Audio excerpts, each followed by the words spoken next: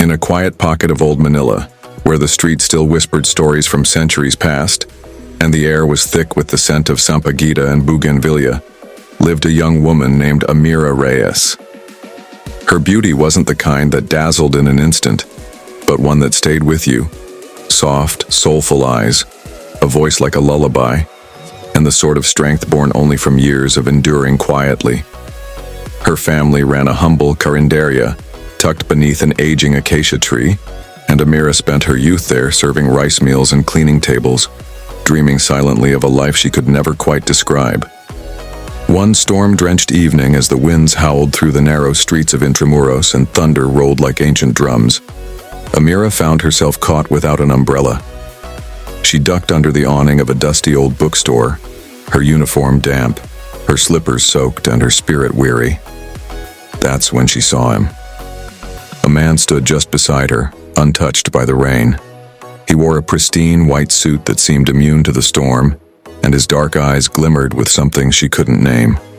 He bowed slightly, a formal gesture that seemed almost from another time.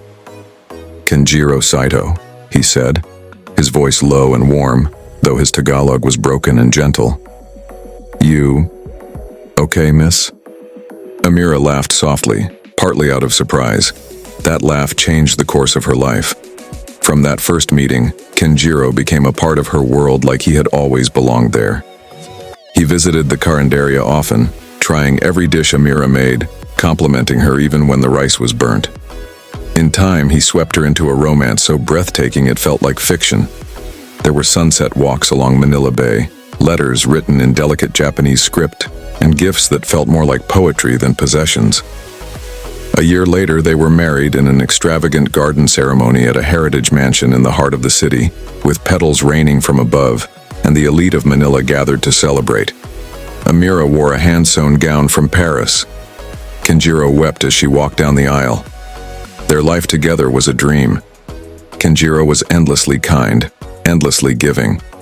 He bought her family a modern house in Quezon City. He built a school for underprivileged children in her name.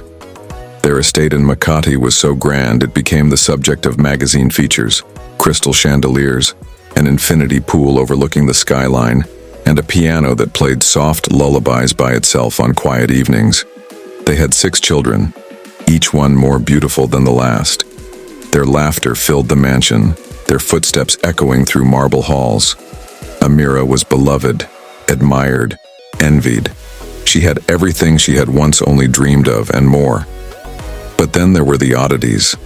Kenjiro never aged. 11 years passed and his features remained unchanged. No graying hair, no lines beneath his eyes. He was never sick, never tired.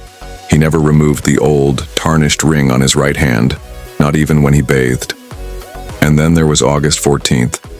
Every year on that date, he locked himself in his study. No noise came from within.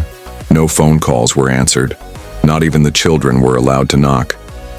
At first, Amira respected it. But year after year, the curiosity grew into a quiet terror. When their eldest son, Kenta, turned 10, he began asking questions about his father's family, grandparents, cousins, anyone in Japan. But Kenjiro always smiled wistfully and said only, "They are gone." Amira could no longer ignore the weight in her chest. She needed answers. Without telling Kenjiro, she booked a flight to Tokyo with Kenta, claiming it was for sightseeing. What she found there unraveled everything. No record of Kenjiro Saito existed in recent databases. Old classmates had no idea where he had gone. The companies he claimed to be affiliated with had never heard of him.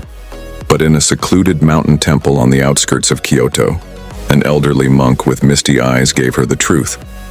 She asked about Kenjiro Saito. The monk's face went still. "He was a good man," he said softly. "Died in a car crash 11 years ago, August 14th, 2014, just outside Shibuya. A single vehicle collision. Rainy night, they say. He never made it home." Amira felt the floor vanish beneath her feet. She pulled out a photo from her wallet. Kenjiro at their wedding, holding her hand. The monk stepped back. "That's him. But that's not possible." Amira's body trembled as the truth took shape, a truth so unthinkable it made her feel like she was losing her mind. She returned to Manila in silence, Kenta asleep beside her on the plane. Her soul was in freefall.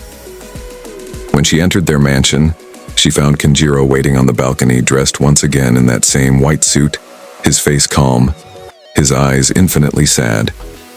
"You found out?" he said quietly. "Who? What are you?" she whispered, voice cracking. He didn't look away. "I am the man who loved you. That is the only truth I ever wanted to live." Tears filled her eyes. "But you're not alive, are you?" Kenjiro nodded slowly. "I died, Amira, long before I met you. But something in this world kept me here. I wandered, alone, until the night I saw you in the rain. You looked up at me and smiled, and in that smile, I found a reason to stay." The moon cast pale light on his face, making his skin look almost transparent. "I didn't know what I was," he continued. "Not at first, but I felt alive again with you. The love, the children, they made me real." "Were they real?" Amira asked, her voice breaking. "Our children? Was any of it real?" He stepped closer and gently touched her cheek, his fingers colder than the night air. "They are real. Everything we had was real.